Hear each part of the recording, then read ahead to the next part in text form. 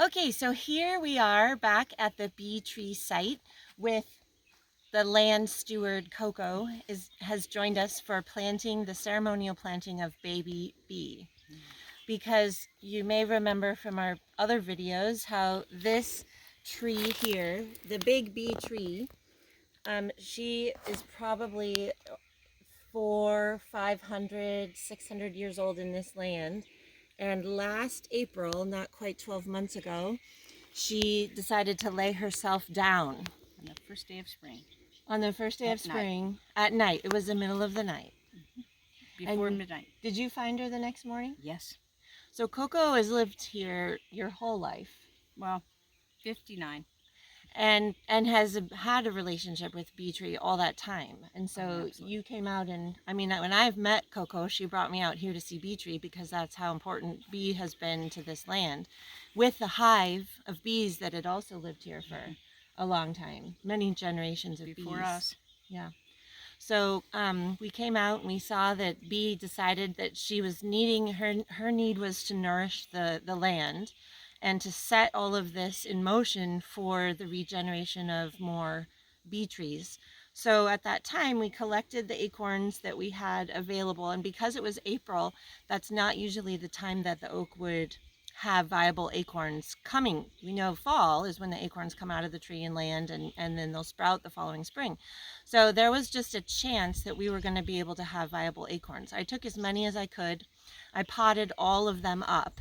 And this singular bee baby is the one who decided to remain.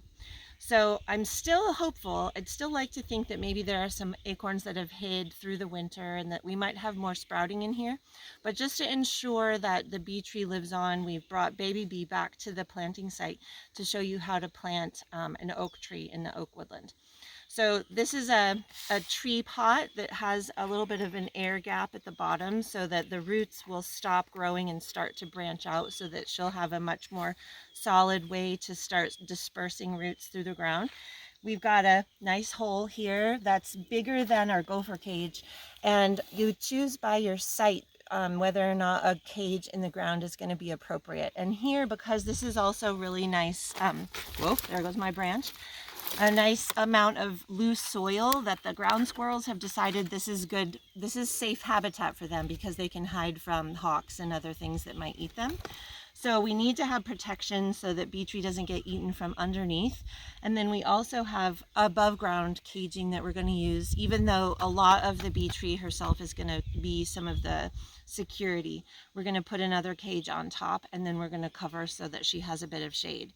And then we're going to get some of the mulch from around here. All of this mulch is going to go over the soil that we are putting back into the hole, so that the soil is going to stay really moist throughout the entire summer. And I will be back about every 2 weeks just to check and make sure that she's got enough water during the dry months. But I'm pretty certain that this area is absolutely going to be safe for baby bee to grow and thrive over the years, so that she can also live to be 500 or 600 years old. So I'm going to loosen up the soil at the bottom of the tree pot, and I'm very carefully going to support the soil as it starts to come out of the pot, and I'm going to position myself so that I'm a little better strategy for putting her down. And then you can see this is much bigger than where the tree is going to have to go. So we're going to backfill the hole. Once we get her in there, we're going to set her there, and then I'm going to backfill, and we'll come back to that in just a second. I'm really excited about the root growth. She's got lots of roots to grow. This is going to be an awesome tree. All right, bee tree, baby bee, has her browse protection, the deer cage with a little rebar to hold things up strong. I'm not going to worry about staking the tree herself right now, just because she's so little. If that looks like I need to do it later, I will. But I'm going to go ahead and add this mulch right into the area that we planted. It's nice and light, and so I'm going to clear it from the top, but I want this to be kind of like weed protection, although we'll be out here weeding so that we don't have things coming in and encroaching.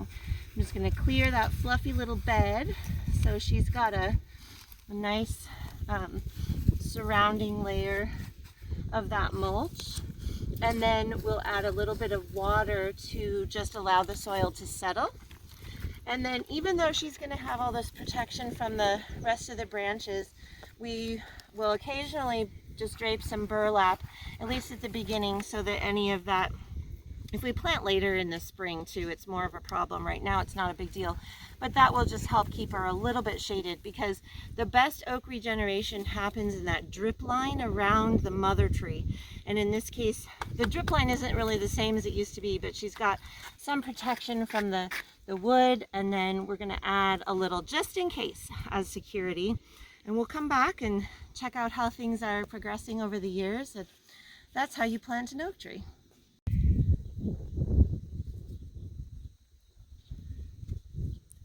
That's what we call a bee tree hat.